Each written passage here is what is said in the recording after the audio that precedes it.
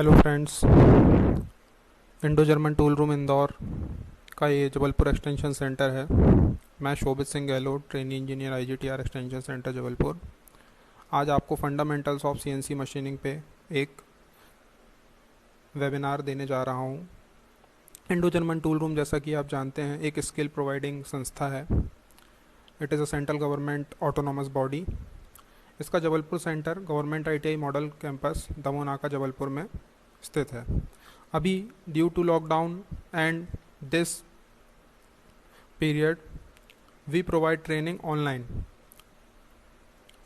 आज हम CNC machining and programming के ऊपर एक सेमिनार करने जा रहे हैं। यहाँ पे बेसिकली हम ट्रेनिंग सेंटर पे सिमुलेटर द्वारा सीएनसी की ट्रेनिंग प्रोवाइड करते हैं। जैसा कि हम जानते हैं कि सीएनसी मशीन्स का पूरा नाम कंप्यूटर न्यूमेरिक कंट्रोल मशीन है। यह क्या होती है, इसकी शुरुआत कैसे हुई, क्या क्या इसके में प्रोग्राम होते हैं, इन सब चीज़ों पर हम आज विस्तार से चर्चा करेंगे।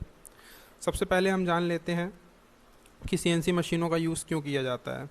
जैसा कि हम जानते हैं कि पहले हम कन्वेंशनल मशीनों का यूज़ करते थे, फिर हम एनसी मशीन का यूज़ किया हमने, उसके बाद हमने सीएनसी मशीन का यूज़ किया। तो सबसे पहले हमने कन्वेंशनल मशीनों पे काम किया। कन्वेंशनल मशीन जिसमें टाइम भी ज़्यादा कंज्यूम होता था, एक्यूरेसी भी सीएनसी मशीन से कम होती थी। यदि, जैसा कि हम जानते हैं, यदि आप किसी फैक्ट्री में आपको क्लोज टॉलरेंस पे वर्क करना है तो आपको बहुत ही ज़्यादा उसमें प्रोडक्शन कॉस्ट लगानी पड़ेगी, टाइम भी ज़्यादा लगेगा।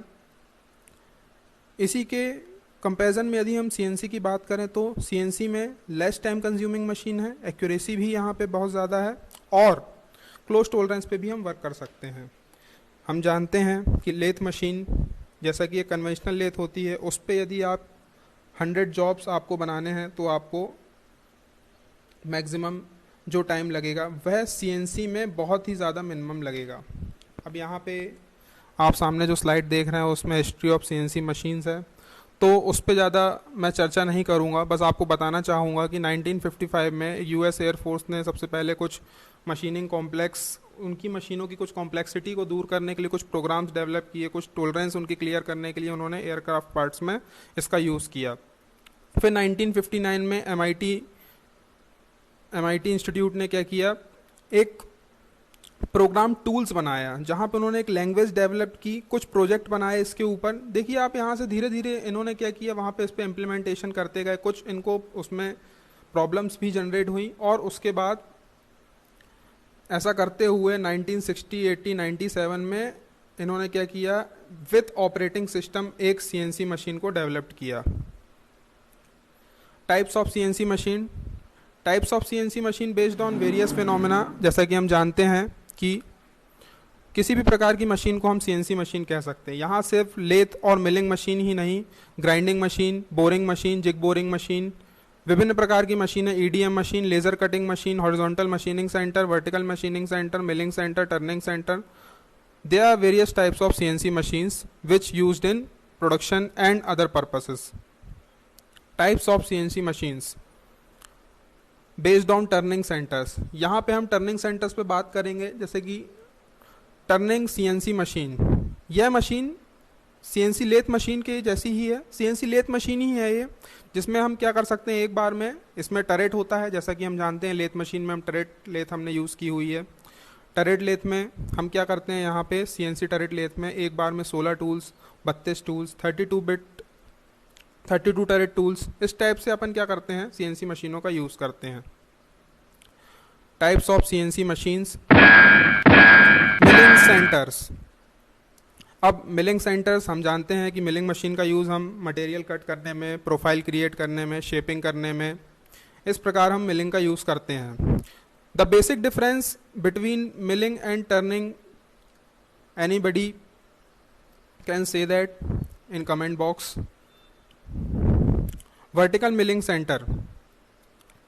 Vertical milling centre, vertical milling centre में आप देख सकते हैं, देखिए किसी भी मशीन का हम जो ये Z डायरेक्शन होता है, इसको हम as a cutting direction use करते हैं प्रोडक्शन में।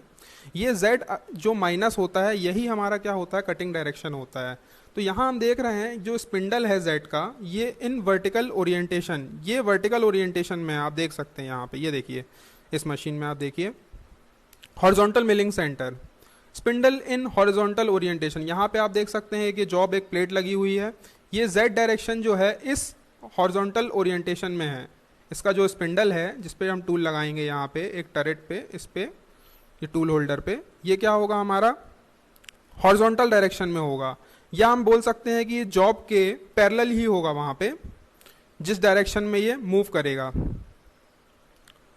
Functioning of CNC machine, CNC को हम समझ सकते हैं, जैसा कि हम जानते हैं CNC computerised numeric control, computer numerical control. अब इससे आप क्या समझते हैं, देखिए जो हमारी कन्वेंशनल मशीन थी उसमें जो हम कैरिएज, टूल पोस्ट, जो भी हम चीज़ों को हम मूव करते थे किससे, हम उसे मैनुअली मूव करते थे। सीएनसी में हम क्या करते हैं, कुछ कमांड्स देते हैं जिनके थ्रू क्या होता है एक ऑटोमेटिक वर्क, एक ऑटोमेटिक प्रोग्राम जनरेट करते हैं हम, जिसके थ्रू हमारा जॉब क्रिएट होता है, मशीनिंग होती है। Numerical control is a programmable automation in which process is controlled by numbers, letters and symbols. देखिए यहाँ पे वह बताना चाह रहा है कि सीएनसी मशीन में हम कुछ नंबर, कुछ डेटा, कुछ लेटर्स, कुछ सिंबल को जनरेट करेंगे जिसके थ्रू हम क्या करवाएंगे, वहाँ पे मशीनिंग करवाएंगे। CNC machine is a process used in the manufacturing sector that involves the use of computers to control machine like lathes, mills and grinders. जैसा कि मैंने बताया कि मैन्युफैक्चरिंग के वेरियस सेक्टर्स में, not only in lathe and CNC machines, हम विभिन्न प्रकार की मशीनों को सीएनसी मशीन्स के थ्रू यूज कर सकते हैं। यहाँ पे मशीन पे ज़्यादा से ज़्यादा कंट्रोल होता है और एक्यूरेसी हमें ज़्यादा से ज़्यादा मिलती है। अब फंक्शनिंग ऑफ सीएनसी मशीन के अंतर्गत हम देख लेते हैं, जैसा कि हम जानते हैं कि एक जो हमारा लीड स्क्रू और फीड स्क्रू जो होते हैं, जब इन दोनों के बीच में जो कैरिएज होता है, लीड स्क्रू और कैरिएज के बीच में यहाँ पे क्या लगा होता है, ball screw, ball bearing screw, recirculating screw या बॉल बेयरिंग मैकेनिज्म।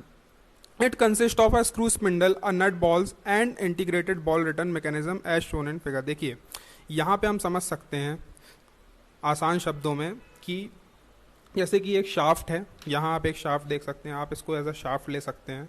कंसेप्ट बहुत ही सिंपल है, हमें इसे टिपिकल करने की ज़रूरत बिल्कुल नहीं है। स्टूडेंट बिल्कुल भी कंफ्यूज ना हो, जब भी आप यह ऑनलाइन कोर्स करेंगे मैं इसको आपको और सरल भाषा में समझा सकता हूँ कि यह एक कैरिएज है, यह आपकी एक स्पिंडल स्क्रू की एक शाफ्ट है, इसके बीच में हमने क्या किया है, यहाँ पे बॉल रिटर्न चैनल लगाया हुआ है और इसके अंदर हमारे क्या रिसर्कुलेटिंग बॉल्स लगे हुए हैं। अब इसका यूज़ क्या है कि जब भी आप इसको यूज़ करते हैं तो यदि आपको एक माइक्रोन में भी यदि आपको बैट को रोटेट करना हो तो वह इसमें सीएनसी मशीन में हो सकता है।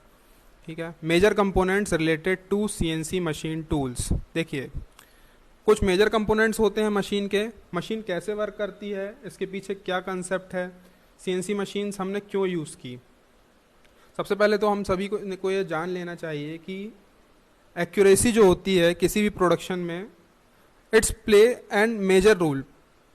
देखिए एक्यूरेसी नहीं होगी तो हमारा जो प्रोडक्ट होगा वह हमारा इफ़ेक्ट करेगा किसको, अल्टीमेटली एफिशिएंसी को और प्रोडक्शन कॉस्ट को। इसीलिए यहाँ पे हम क्या करते हैं, मशीनों को सबसे ज़्यादा हम एक्यूरेसी पे ध्यान दिया जाता है। चलिए वापस हम टॉपिक पे आते हैं, major components related to CNC machine tools. सबसे पहला यहाँ पे है part program, second one is machine control unit, third one is machine tool, fourth one feedback system, fifth one driven system.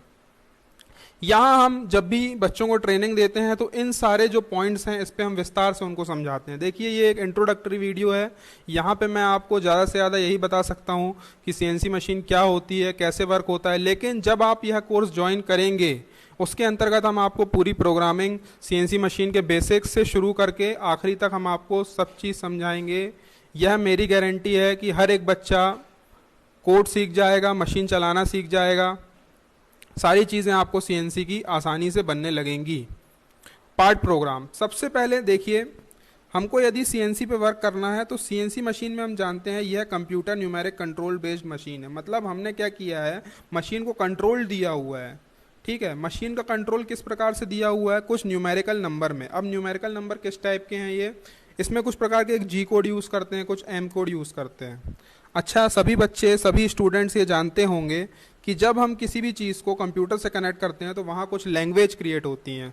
Computer जो है वह उसकी दो प्रकार की लैंग्वेज होती हैं जिसको अपन कंपाइल करके वहाँ पे 0 1 के फॉर्म में ले आते हैं। ठीक है, अब ये बाइनरी लैंग्वेज समझता है, तो कुछ जी कोड और एम कोड यूज़ करते हैं जो अल्टीमेटली इसके अंदर कुछ कंपाइलर कुछ ट्रांसड्यूसर लगे होते हैं जो इसको 0 1 के फॉर्म में कन्वर्ट कर देते हैं। हमको उतना डिटेल में नहीं जाना है, हमको ये समझना है कि पार्ट प्रोग्रामिंग होती क्या है। पार्ट प्रोग्रामिंग में अपन छोटे छोटे प्रोग्राम बनाते हैं एक ऑपरेशन को करने के लिए with the help of G code and M code. अब ये जी कोड क्या है और एम कोड क्या है, जैसे कि हम जानते हैं कि टूल्स हमारी मशीन में बेसिकली एक होता है टूल और दूसरा होता है जॉब। टूल जिसके द्वारा हम काम करवा रहे हैं किस पे, जॉब पे, जॉब जिसके ऊपर हमको वर्क करवाना है। तो यहाँ पे हम देख सकते हैं कि यदि हमको टूल को कोई मूवमेंट देना है तो वहाँ पे हम जी कोड का यूज़ करेंगे, और यदि हमको इस बेस को, इसके बेस को, मशीन के बेस को यदि कोई मूवमेंट देना है तो हम वहाँ पे एम कोड को यूज़ करेंगे। तो एम फॉर मिसलेनियस और मशीन कोड, और जी को हम बोलते हैं preparatory function. Okay, these are numbers, value and coordinates, each number of code is assigned a particular operation. यहाँ पे विभिन्न प्रकार के जी कोड होते हैं, और जी कोड जो होते हैं हमारे विभिन्न प्रकार के होते हैं, जैसे कि G01 हमारा लीनियर इंटरपोलेशन है, G02, G03, G04, G05, इस प्रकार से विभिन्न प्रकार के कोड होते हैं। G code and M codes are automatically generated by computer software. इस पॉइंट का मतलब ये है यहाँ पे कि यदि हम चाहें, आजकल ऐसे कैम सॉफ्टवेयर भी आ गए हैं जिसके थ्रू हम डायरेक्टली वहाँ पे क्या कर सकते हैं, जी कोड और एम कोड के फॉर्म में पूरा प्रोग्राम निकाल सकते हैं। और इन मशीनों में पेन ड्राइव की भी सुविधा होती है, उसके थ्रू आप क्या कर सकते हैं, वहाँ पे ले जाके उसको डायरेक्ट आप इंसर्ट करवाइए और वर्कर वहाँ पे पूरा प्रोग्राम चला लेगा। ठीक है, देखिए यहाँ पे एक सीक्वेंस दिया हुआ है, सीक्वेंस नंबर। अब यहाँ एन का मतलब क्या है, सीक्वेंस नंबर। ठीक है, G90 देखिए प्रिपरेटरी फंक्शन दिया हुआ है एब्सोल्यूट पोजीशन के लिए, G01 लीनियर इंटरपोलेशन। अब यदि हमको उसको जी कोड के साथ हमने क्या किया हुआ है, यहाँ पे डायरेक्शन भी दिया हुआ है, देखिए एक्स और वाई, ये यहाँ पे हमने एक डायरेक्शन दिया हुआ है ये। फिर F फॉर यहाँ पे फीड है। इसी प्रकार से हम क्या करते हैं, यहाँ पे विभिन्न प्रकार के कोडों का यूज़ करते हैं। S for spindle, spindle speed के लिए। ठीक है, T01 यहाँ पे टूल नंबर के लिए अपन ने यूज़ किया हुआ है। M03 जो है spindle rotation clockwise, spindle rotation anti clockwise M04, M05 spindle stop. इसी प्रकार आप भी जब यहाँ कोर्स करेंगे तो मैं आपको सिमुलेटर के ऊपर विभिन्न प्रकार के कोडों का यूज़ बताऊंगा। प्रैक्टिस करते हुए हम क्या करेंगे, इस पे कमांड ला सकते हैं। CNC मशीन एक ऐसी मशीन है जिसके ऊपर हम जितना ज़्यादा प्रैक्टिस करेंगे, जितना ज़्यादा इसके कोड समझेंगे, इस पर हम वर्क करेंगे, उतना ज़्यादा हम इसमें क्या हो सकते हैं, इफ़िशियंसी ला सकते हैं।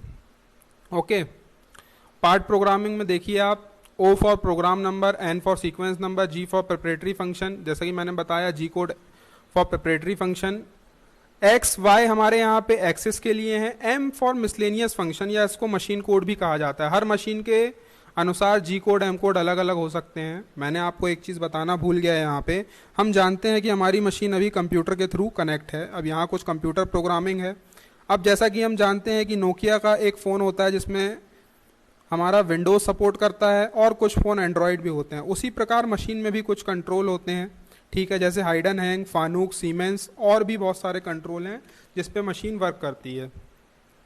अब देखिए यहाँ पे Z axis designation, R for radius, F for feed, अलग अलग टाइप के कोड होते हैं यहाँ पे जिनका अपन यूज़ करते हैं। और उन्हीं कोड के थ्रू, जैसे कि आप जानते हैं कि मैं यदि आपको एक कमांड देता हूँ कि आपको घर जाना है, फिर आपको ये काम करना है, तो एक सीक्वेंस हो जाता है। उसी प्रकार यदि हमें मशीन से काम करवाना है तो उसको भी एक सीक्वेंस में काम करवाना पड़ेगा कि पहले आपको इस एक्स एक्सिस में जाना है, फिर आपको Z में नीचे आना है, फिर कटिंग करना है, इतने स्पीड से चलना है, फिर आपको स्पिंडल चेंज करना है।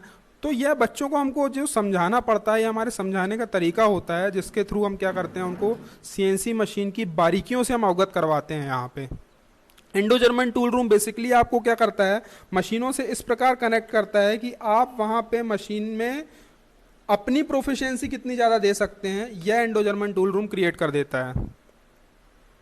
इंपॉर्टेंट जी कोड्स, देखिए यहाँ पे जी कोड्स जो है इंपॉर्टेंट, ये हमारे एग्जाम में वेरियस काफ़ी पूछे जाते हैं।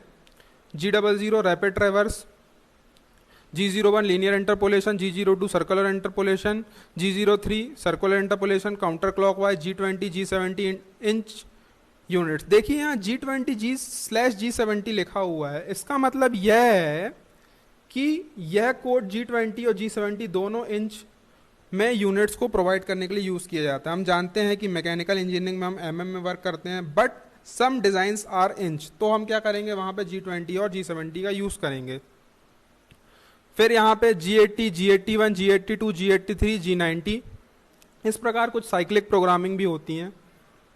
जैसा कि हम जानते हैं कन्वेंशनल मशीनिंग में हम क्या करते हैं, एक स्टेप बाय स्टेप वहाँ पे अपन वर्क करते हैं, लेकिन यहाँ पे जब हम क्या करते हैं साइक्लिक प्रोग्रामिंग का यूज़ करते हैं। एक ही पूरे प्रोग्राम में आप ड्रिलिंग भी करवा सकते हैं, वहीं पे आप थ्रेडिंग करवा सकते हैं, स्टेप टर्निंग भी करवा सकते हैं। 3 से 4 प्रोग्राम को आप एक के बाद एक रन करवा के वहाँ पे वर्क करवा सकते हैं। सीएनसी मशीनिंग के दोस्तों इसके अलावा बहुत सारे एडवांटेजेस हैं। जब आप यह कोर्स ज्वाइन करेंगे, मैं आपको बिलीव दिलाता हूँ कि इस कोर्स से ज़्यादा इंटरेस्टिंग और कोई कोर्स नहीं है।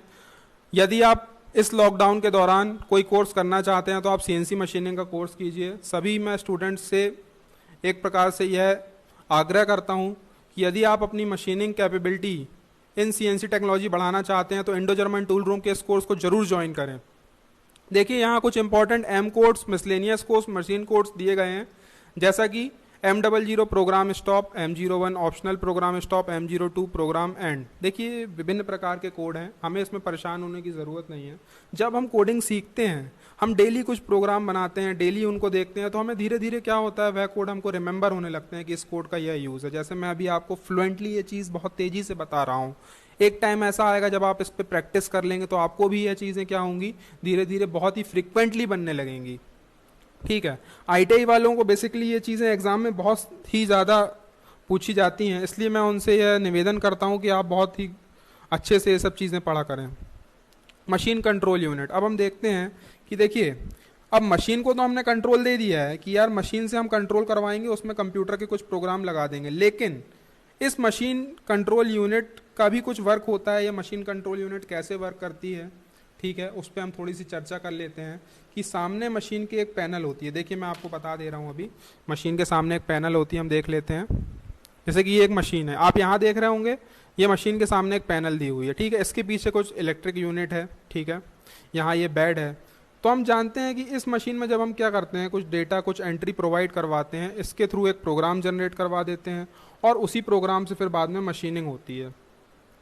इसके जस्ट पीछे क्या होता है, हमारी मशीन कंट्रोल यूनिट लगी होती है जिसमें कुछ ऑपरेशन परफॉर्म्ड होते हैं। ठीक है, बहुत ज़्यादा हमको डीप में जाने की ज़रूरत नहीं है, बस हम ये समझ लेते हैं। Unit the machine control unit MCU is the heart of CNC system. ठीक है, जैसे कि हमारा हार्ट होता है वैसे ही क्या होती है, मशीन कंट्रोल यूनिट होती है, जो कि इसका पूरा फंक्शन क्या करती है, यहाँ पे कंट्रोल करती है। जैसे कि to read the coded instruction, जो भी हमने कोड दिए हैं उसको क्या क्या करती है, वहाँ पे इंस्ट्रक्शन को कोड डिकोड करती है। वहाँ कुछ ट्रांसड्यूसर लगे होते हैं, उनको यह क्या करती है, जैसे कि हमने कुछ फॉर्म में इसको कंट्रोल दिया तो ये अपने फॉर्म में उसको बदल के चेंज करके समझ लेती है। To implement interpolation, linear, circular and helical. देखिए यदि हमको वहाँ पे टूल को रोटेशन में चलाना है, सर्कुलर चलाना है, हेलिकल चलाना है, तो उस प्रकार के भी यह क्या करती है, वहाँ पे कंट्रोल कमांड्स को चेंज कर लेती है अपने फॉर्म में। To feed the axis motion commands to the amplifier circuits for driving the axis mechanism. अब हम देखते हैं यहाँ पे, देखिए यहाँ पे मैकाट्रॉनिक्स की कुछ चीज़ें डिस्कस हो रही हैं। कुछ ITI वाले स्टूडेंट्स को यह समझ में नहीं आएगा, लेकिन हमारे जो डिप्लोमा और बीटेक वाले स्टूडेंट्स हैं वो यह समझ सकते हैं अच्छे से कि यदि हमें एक फॉर्म से दूसरे फॉर्म में मैकेनिज्म को चेंज करना है तो वहाँ पर क्या होता है, कुछ सर्किट लगे होते हैं, जैसे एम्पलीफायर सर्किट है वो इसको मैकेनिज्म में चेंज कर देता है यहाँ पे। ठीक है, उतना डीप में हमें जाने की ज़रूरत नहीं है, इसका हमें वर्क नहीं होता है। ठीक है, यदि आप मैकाट्रॉनिक्स पे वर्क कर रहे हैं तो आपको क्या होगा, इन सब चीज़ों को समझने की ज़रूरत पड़ेगी।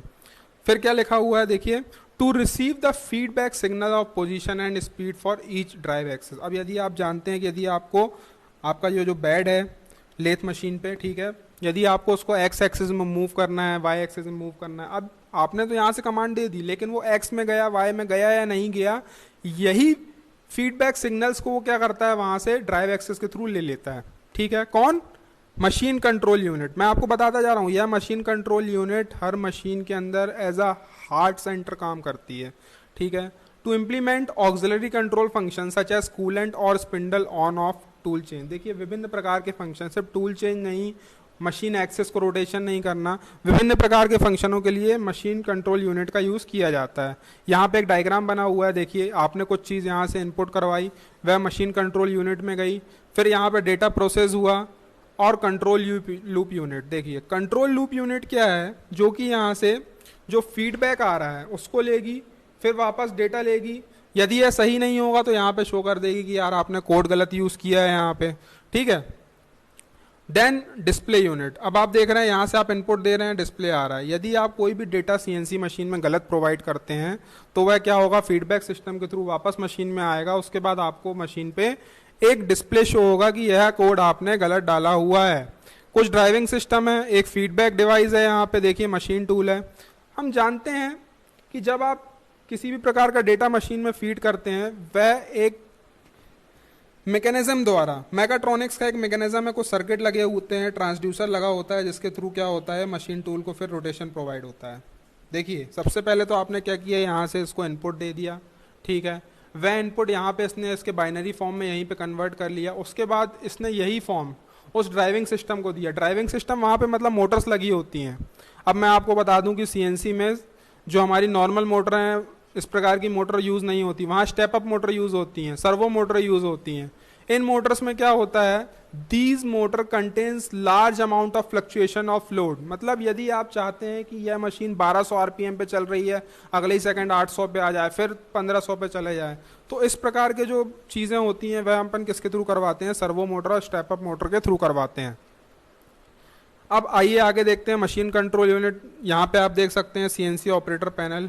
ये आप देख सकते हैं हमारे आईजीटीआर इंदौर के ही श्रीराम सर हैं, उनके थ्रू यहाँ पे ट्रेनिंग दी जा रही है। हमारे आईजीटीआर इंदौर के सेंटर पे लगभग हर वर्ष हजारों बच्चों को इस प्रकार सीएनसी में ट्रेन किया जाता है और बहुत सारे बच्चे वेरियस इंडस्ट्रीज में काम कर रहे हैं और एफिशिएंसी के साथ काम कर रहे हैं। उनकी प्रोफिशिएंसी बाकी लोगों से ज़्यादा अच्छी है। बाकी लोगों ने जितनी सीएनसी मशीन नहीं भी सीखी होंगी, यहाँ पे हमारे पास आके वो अपने कंसेप्ट क्लियर कर सकते हैं। देखिए यहाँ पे कुछ कंट्रोल्स दिए हुए हैं, ये इसके थ्रू अपन क्या करते हैं, सीएनसी मशीन पे वर्क करते हैं, है ना। ये क्या हो सकते हैं, हमारे सीमेंस के अलावा अलग अलग हो सकते हैं, फानुक्स के अलग अलग हो सकते हैं, ठीक है। सीएनसी मशीन टूल्स, अब हम जानते हैं कि कन्वेंशनल मशीन, ठीक है, जो हमारी नॉर्मल कन्वेंशनल मशीन है, और सीएनसी मशीन, इसमें टूल्स भी अलग यूज़ होते हैं। हम जानते हैं कि सीएनसी मशीन बहुत ही तेज़ी से काम करती है, इसकी स्पीड बहुत फास्ट होती है। तो क्या होगा, यहाँ पे सीएनसी मशीन के टूल्स में भी क्या होगी, हीट जनरेट होगी। अब हमको यहाँ ऐसे टूल्स यूज़ करने होंगे जो कि काफ़ी हार्ड हो, जिनकी स्ट्रेंथ और वो हाई टेम्परेचर पे भी क्या हो, हमारा लोड वियर कर सकें, ठीक है। देखिए यहाँ लिखा हुआ है, possess hardness and strength at high temperature, able with stand when heat is generated, ठीक है। हमको यह भी देखना होगा यहाँ पे हमारी टूल सिलेक्शन क्या होगा। मटेरियल के साथ साथ ही हमको टूल सिलेक्शन देखना है। आरपीएम किस आरपीएम पे हम जॉब बना रहे हैं, angle of the cutting face, ठीक है, fluid width, number of fluids, teeth and margin size. ये वेरियस प्रकार के मैकेनिकल फिनोमिनाज हैं जो कि हमको ड्यूरिंग मशीनिंग इन सीएनसी हम क्या करते हैं, इसको कंसीडर करते हैं।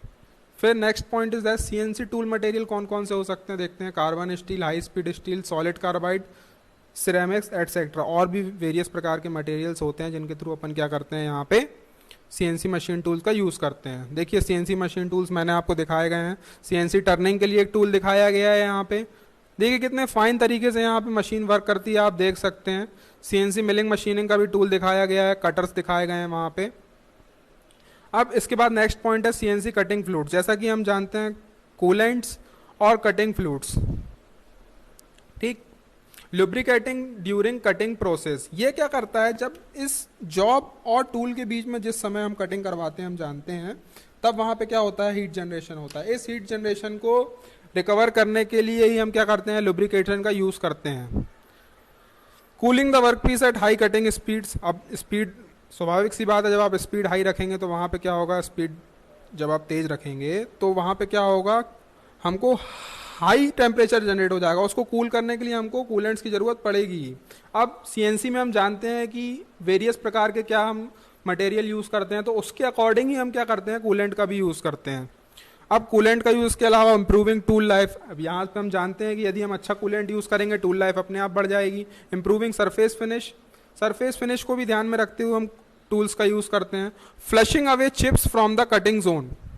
देखिए ये अब एक अलग नया पॉइंट आया है कि जब हम कूलेंट को वहाँ पे फोर्सफुली यदि हम उसको इंसर्ट करवा रहे हैं, तो वो क्या करता है, चिप्स को वहाँ से फ्लश्ड आउट कर देता है उस जगह से जहाँ पे वर्क हो रहा है, यहाँ मशीनिंग हो रही है, ठीक है। ऐसा भी हमको क्या करना है, कटिंग फ्लूइड यूज़ करना है जो कि कोरोजन प्रोटेक्शन दे मशीनिंग टूल्स को, ठीक है, जंग ना लगे वहाँ पे। और आगे देखते हैं कौन कौन से कटिंग फ्लूइड्स यूज़ किए जाते हैं। Straight oil, soluble oil, semi synthetic fluids, synthetic fluids. There are various types of best lubrication, cooling lubrication and कई प्रकार के हम यहाँ पे क्या कर सकते हैं, cutting fluids and coolant use कर सकते हैं यहाँ पे। अब इसके बाद हम देखते हैं, देखिए सीएनसी मशीन का एक बहुत बड़ा एडवांटेज ये है कि यहाँ पे जो हम वर्क परफॉर्म कर रहे हैं, तो सीएनसी मशीन में एक प्रकार का फीडबैक सिस्टम लगा होता है जो कि ये बताता है कि यदि आपने बैट को एक्स एक्सिस में 10 mm यदि आपने मूव किया है तो वह 10 mm वहाँ पे मूव हुआ है कि नहीं। The feedback system is also referred as the measuring system. ठीक है, ये मेजर करता है कि यदि आपने जो कमांड दी है वह वहाँ जाके पूरी हुई है कि नहीं। देखिए यहाँ पे 2 प्रकार के फीडबैक सिस्टम है। जब आप यह कोर्स ज्वाइन करेंगे, मैं फिर से आपको बता देता हूँ कि इन सारी चीज़ों को हम क्या करेंगे, कोर्स के दौरान बहुत ही ज़्यादा विस्तार से पढ़ेंगे। यह एक इंट्रोडक्टरी वीडियो है, इसलिए मैं इस पर ज़्यादा चर्चा नहीं करना चाहता हूँ। Open loop system, close loop system. Feedback में भी 2 प्रकार के सिस्टम होते हैं। अब ड्राइव सिस्टम, हम जानते हैं कि यदि हमको क्या करवाना है, अब यदि आप चाहते हैं कि आपका बैट जो है जिस पे आप वर्क कर रहे हैं, ठीक है, इस पे यदि आप मिलिंग पे वर्क कर रहे हैं, आपको एक्स एक्सिस में मूव करना है बैट को, तो बैट को मूव करने के लिए इस बैट को अपन किससे कनेक्ट कर देते हैं, कुछ ड्राइव सिस्टम से कनेक्ट करते हैं। ठीक है, वह ड्राइव्स अलग अलग टाइप की होती हैं, जैसा कि हमने पढ़ा है हमारे मैकेनिकल में, चेन ड्राइव, पुली ड्राइव। ठीक है, अलग अलग टाइप से कुछ ड्राइव्स होती हैं। अब drives are used to provide control motion to CNC elements. ठीक है, यहाँ पे अपन क्या करते हैं, सीएनसी के जो बैट है या टूल्स है उनको मूवमेंट देने के लिए कुछ ड्राइव्स का यूज करते हैं। ठीक, ड्राइव सिस्टम, देखिए यहाँ पे एक ड्राइव सिस्टम का फिगर दिया हुआ है। यहाँ पे working principle of spindle drive. सबसे पहले एक स्पिंडल मोटर दी गई है, फिर उसके ऊपर क्या लगा हुआ है, यहाँ पे एक चक के ऊपर अपन ने एक वर्क पीस लगाया गया है। तो यह मोटर क्या करती है, उसको किसी ड्राइव या अपन बेल्ट ड्राइव के थ्रू क्या करते हैं, यहाँ पे देखिए आप जानते हैं कि जो कन्वेंशनल लेथ होती है उसमें अपन क्या करते थे, गियर के थ्रू इसको अपन कनेक्ट करते थे। ठीक है, अब यहाँ पे अपन क्या कर रहे हैं, बाय सम अदर मैकेनिज्म अपन क्या कर रहे हैं, यहाँ पे ड्राइव सिस्टम का यूज कर रहे हैं। अब इन ड्राइव सिस्टम के साथ कुछ फीडबैक सिस्टम भी लगे होते हैं जो कि एमसीयू में वापस जाते हैं, मशीन कंट्रोल यूनिट में, और वहाँ बता देते हैं कि हाँ भाई यहाँ पे पर्टिकुलर वर्क हो चुका है या नहीं हुआ है। Advantages and disadvantages of CNC, सबसे अच्छी चीज़ है ये एडवांटेजेस, हाई एक्यूरेसी। देखिए मैंने जैसे कि आपको पहले से बताता चला आ रहा हूँ कि एडवांटेजेस और डिसएडवांटेजेस किसी भी मशीन के डिपेंड करते हैं उसके फंक्शन के ऊपर। अब जैसा कि हम जानते हैं कि सीएनसी मशीन बहुत ही बारीकी से काम करती है, इसलिए हाई एक्यूरेसी। एयरक्राफ्ट पार्ट्स में आज मैं आपको एक चीज़ बताना चाहता हूं कि यदि आप एक मशीन की असेंबली कर रहे हैं और यदि उसका एक पार्ट, एक स्मॉल पार्ट भी यदि आपने एक्यूरेसी के साथ नहीं बनाया है तो वह क्या होगा, पूरी मशीन की एक्यूरेसी को डिस्टर्ब कर देगा। हाई एक्यूरेसी जैसे कि एयरक्राफ्ट पार्ट्स में यूज़ होती है। ठीक है, अब एक्यूरेसी यदि हाई होगी तो वहाँ प्रोडक्शन रेट भी हाई हो जाएगा। ठीक है, complex surface need to be machine, जहाँ पे आपको कुछ कॉम्प्लेक्स सरफेसेस मिलेंगे, कॉम्प्लेक्स जहाँ पे जटिल जहाँ पे डिज़ाइन मिलेगी वहाँ पे आप क्या करेंगे, उसकी मशीनिंग के लिए आप यूज़ करेंगे सीएनसी मशीन का। फ्लेक्सिबिलिटी इन जॉब, अलग अलग टाइप के टूल्स का यूज़ कर सकते हैं। सेफ है, ठीक है। हायर प्रोडक्टिविटी, हायर प्रोडक्टिविटी, अपन कम समय में ज़्यादा प्रोडक्शन कर सकते हैं यहाँ पे। Less paper work, faster prototype production, यदि आपके पास एक प्रोटोटाइप है उसको आप देख के